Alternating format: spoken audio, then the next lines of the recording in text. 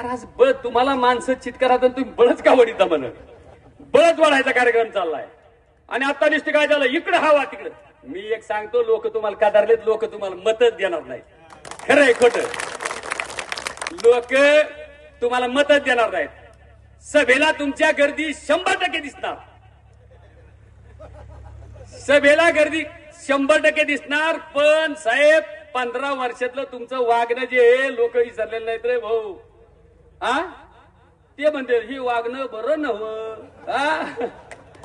हे वागणं बरं नव्हतं काल कुठतरी म्हणलं तर तुमचंही हे वागणं बरं नव्हतं. लोकांच्या जमिनीवर लक्ष ठेवणं बरं नव्हतं. देवस्थानच्या जमिनीवर लक्ष ठेवणं बरं नव्हतं.